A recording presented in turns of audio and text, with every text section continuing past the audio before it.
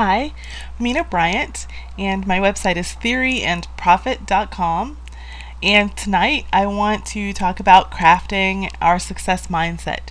And this is a process that I just recently started going through and really being serious about it. I mean, I think I, poked at it a little bit over the course of time, but really being serious about asking myself these 5 questions and being fully honest with myself. And sometimes I don't like my answers, which, that means I have to reevaluate and come back and look at them again. But let's move on to the questions. So the first question is, what are my highest value activities?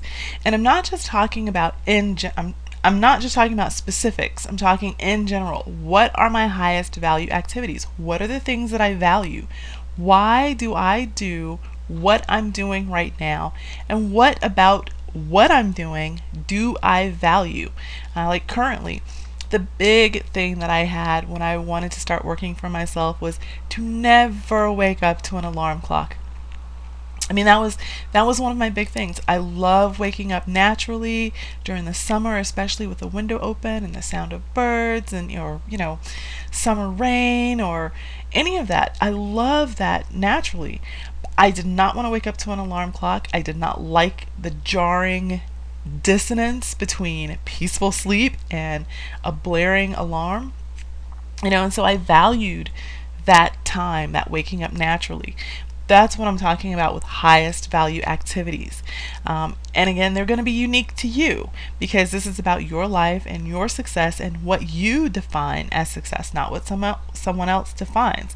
So look at your dreams, your goals, your gifts, your skills, your talents. Put that all together and determine what your highest value activities are, and then make sure to make time for those activities throughout your day. Which leads us to the next question.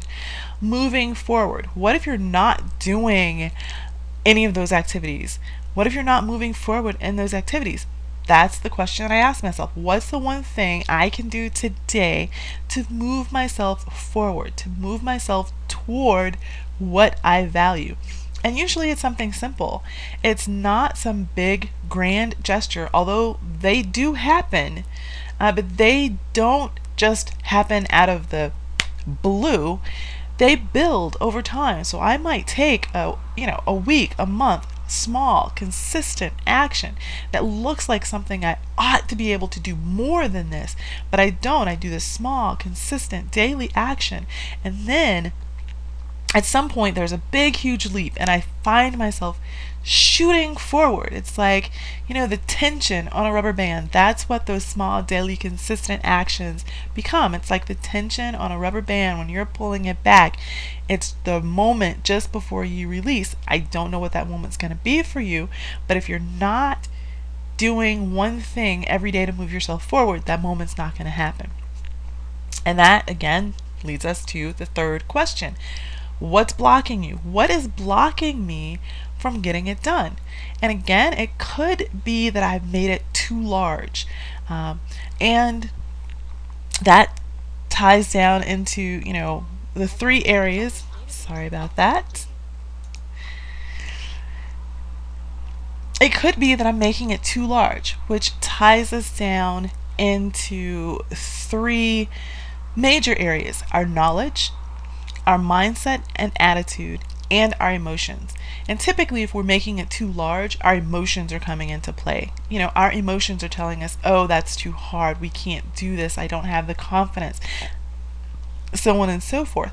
And it could be our knowledge, and again, it could be our mindset and attitude. Since you control your mindset and your attitude, you have to get really honest and get to the root of what is going on for you there in your mindset and in your attitude. And again, also with your emotions. If you've got, say, anger issues, those show up and they will hamper you trying to do certain types of things. So that kind of leads us into the 4th question, which is our essential obligations.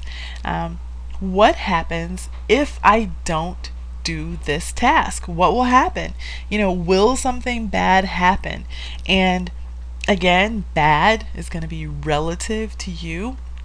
If you're trying to avoid something specific, like letting someone down or having someone upset or frustrated with you, then you're going to obligate yourself to things that you really want to say no to, all for the sake of keeping peace. And sometimes that's okay. But if you find yourself doing that a lot and not having time for your highest value activities, then it's time for you to reevaluate and determine whether or not you can handle letting someone down and saying no to them. Because no is a valid word in almost all languages. There are a couple of languages that they don't have the word no in, but the expression of no is still made clear. So again, what happens if you don't do the task, and make sure that your high value activities and your commitments are matching up as much as possible. And that leads us to the fifth question, which is putting it all in perspective. Will what you did or didn't do, will it matter in 5 days, 5 weeks, or 5 years from now? Will it? Some things build up over time. If you want to run a marathon, you're not going to go from sitting on the couch eating chips and ice cream for dinner to running 26.2 miles on Sunday. It's just not going to happen. You build that over time. The first thing that you do is get off the couch and walk a quarter of a mile or 5 minutes or something, but you build it over time. So put it in perspective. And honestly, things that are minor inconveniences now but are looming large in front of you, they can trump what's really important so easily, just because they're right there, they're in front of you, they're demanding your attention right now. And it's like, you know what? If I don't deal with this now, or if I don't do this now, is it going to matter 5 days from now? Is it going to matter 5 weeks from now? Is it going to matter 5 years from now? So really consider that question. So those are the 5 questions that I'm asking myself now to move myself to the success that I've defined for me.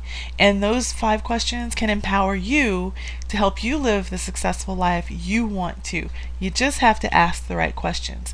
And that's all for me this time. That's Mina Bryant, theoryandprofit.com, and I hope some of this has been helpful for you.